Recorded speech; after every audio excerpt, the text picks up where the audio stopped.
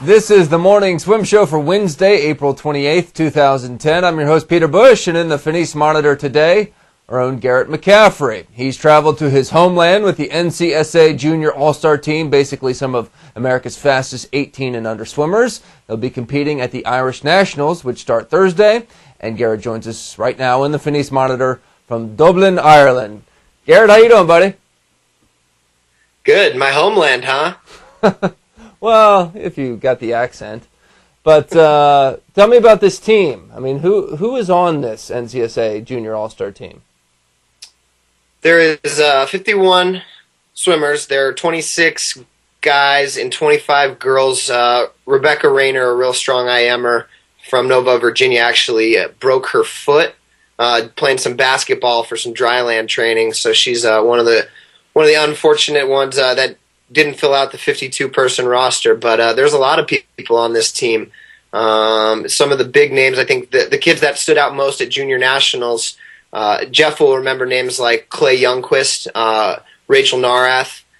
You've got some really strong mid-distance guys. A future U of A Wildcat, Matt Barber, is here.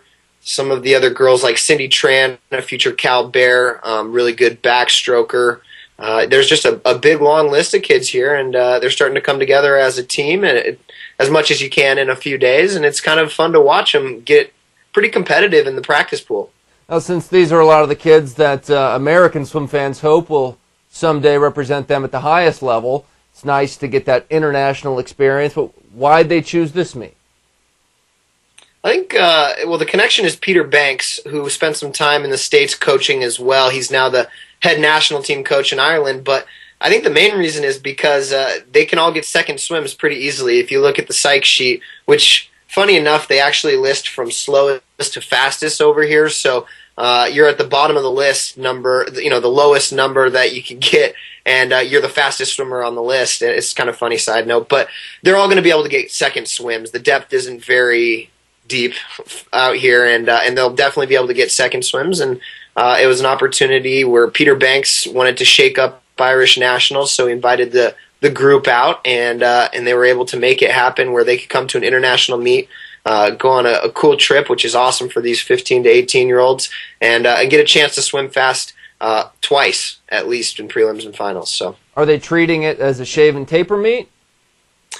It's funny because some of them are, and you got young kids coming to a meet. Some of them have their coaches here, some of them don't, and you notice some kids who maybe should be in maybe the distance lane going a little further back in the sprint lanes and kind of self-tapering themselves, and it's funny to watch them because they're on their own. They're having to make these decisions for themselves, and it's going to be a learning process, whether it's a positive one or a negative one this week. I mean, a lot of these kids are having to make that choice, and sometimes, as we know, the easy choice isn't always the right choice, and so it's interesting at this point to watch how they're choosing their group, because they got a sprint group, a middle distance group, and a distance group all working, and for the most part, the coaches aren't telling anyone who isn't their swimmer where they need to be. They're letting the swimmers who are here without their coaches make that choice, and we're looking forward to the meet starting to see whose self taper is gonna work out. That should be interesting, leaving that in the hands of the 16-year-olds. Well, it's great Exactly. experience. Great experience, though. Exactly. I mean, at some point, they're going to have to take ownership of their swimming. So this is a time where they're going to have to learn that if they want to take the next step. I mean, obviously, they're already talented, successful swimmers, or they wouldn't have made this junior all-star team. But if they want to take it to that next level, they're going to have to start taking ownership, and that's deciding what's best for you, whether it's what you want to do or what you don't. All right, tell us about some of the coverage you will bring us from Ireland on Swimming World TV.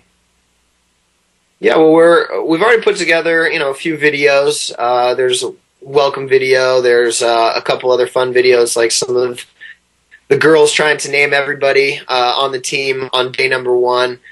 We've got some coaches' perspectives coming your way. We've got some broken swims, some stuff at practice. We've got a photo shoot video from the Irish press came, and they got a couple of the American swimmers and put them with a couple of the top Irish swimmers, and we're doing a photo shoot. So look for that video on Swimming World TV as well.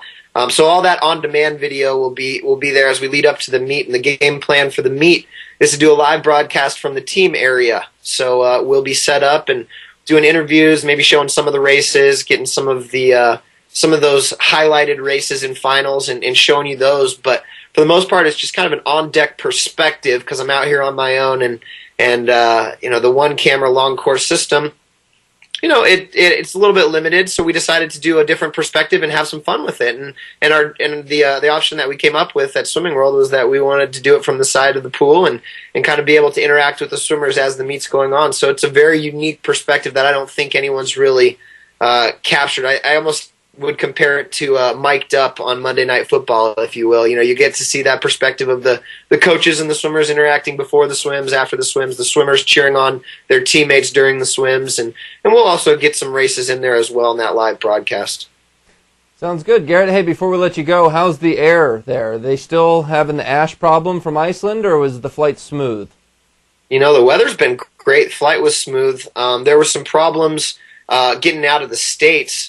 But other than that, flight was smooth. We had no delays because of the ash, and actually the weather up until today has been awesome. We were talking about how spoiled we've been because it hadn't started to rain, and then this afternoon it started to go doubling on us, I guess, and really started to open up and rain a little bit. But up to this point, we've had awesome weather. It's been as much as we could hope for.